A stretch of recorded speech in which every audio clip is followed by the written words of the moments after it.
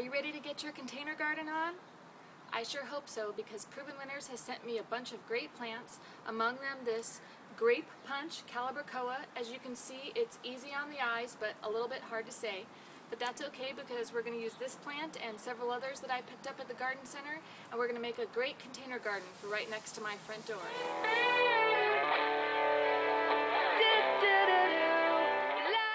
Before we get started, I want to make a point, well actually two, about buying plants when you're at the garden center. First, a lot of times you'll see plants that look like this. They're blooming their little heads off and you know exactly what you're going to get when you get home. Which is nice, but the downside is that you just bought a plant that did a week or two of blooming on someone else's property instead of in your garden. What I like to do is I like to buy plants that are like this Angelonia here. It's just barely in bud, so that I know in a week or two when it starts blooming, I'll get to enjoy 100% of the flowers. The other thing I wanted to show you is these QR codes. Have you seen these before? They're on a lot of plant tags these days, and what they do is you can scan them with your phone, your iPhone, your Android, whatever you've got. There's lots of free apps out there to scan QR codes, and once you scan it, you'll be taken to a little mini website that's all about that plant. So, if you bought a plant that's just barely in bud, you'll be able to see photos of what it's going to look like when it's fully in bloom. Okay, let's finally get started planting. Let me show you what I got here. I've got this really dark purple leafed dahlia. This one's called Mystic Dreamer. And I got it because I thought it would look super gorgeous with one of my favorite petunias. This is Pretty Much Picasso. Don't they look fabulous together? And for the trifecta, let's see if I could get them all up here at once. I've got the Calibrachoa, the petunia, and the dark-leafed dahlia, and I thought they would just look super fabulous together, and I'm going to plant them all up. If I don't kill them first, right like this. I'm going to put this guy in the center, the Pretty Much Picasso to each side. Don't they look gorgeous spilling over like that? Calibrachoa in the middle. These are going to look so pretty when the stems all start interweaving and they're blooming their little heads off together. And then our little yet to be blooming Angelonias. Get this guy over there. And you've kind of got an idea of the layout. What I like to do is to plant the biggest plant first. However, all of these plants are all in the same size pot, so it doesn't really matter. In that case, I like to go back to front.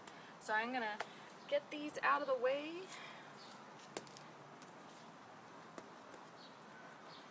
And then we'll start with this guy over here. Oh, this Angelonia's just got one little bloom on there, snuck by me at the nursery. I like to save the tags and put them right next to the plant, just in case later, you know, I'm trying to figure out what exactly that is right there. And as P. Allen Smith says, I'm going to give this container a little massage. Gently get the plant out. See that it's a little bit root bound, but not too bad, so I'm just going to very gently loosen that up. Just gently. I don't want to mutilate the plant after I just gave it a massage. And try and find its best side and put the best face forward, of course. Next up, our dahlia. Get my little tag out, stick it right there, give the pot a massage. Again, let's see which side looks best here.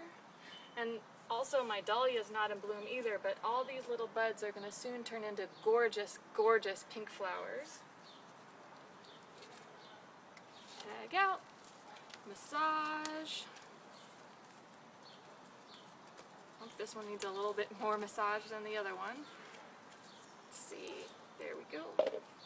Oops, broke a few leaves, but luckily they make more.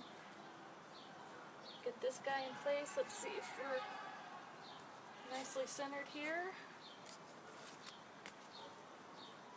It's especially important when you're working with trailering plants like petunias or Calibrachoa to make sure that you've got the best face forward, because you want them to start draping their gorgeous little flowers over the side as soon as possible, not have to convince the plant to head in a different direction than it's already going. It's a lot easier to work with nature than against it. this guy. Looks like I might have broken a stem in transport, but I know from the past, from growing pretty much Picasso, that it's really vigorous, so I'm sure it'll zip right back up into super peppy shape.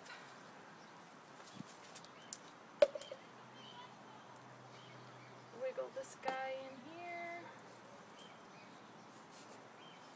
Kind of drape their leaves together without hurting anyone, hopefully. Okay, so all that's left for me to do is fill in with some soil and then we're good to go. So I've just got one more cup of soil here in my trusty trowel, and I'm gonna pour it right in, and then we're ready for a close-up. Come on in and take a look. So, what do you think? Not convinced yet? That's okay, that's okay. Check back in a couple of weeks on lifeonthebalcony.com and I'll share a photo with an update of this container with everything in bloom and looking delicious, and then you can decide for yourself if you think it was worth the wait to buy plants in bud instead of bloom.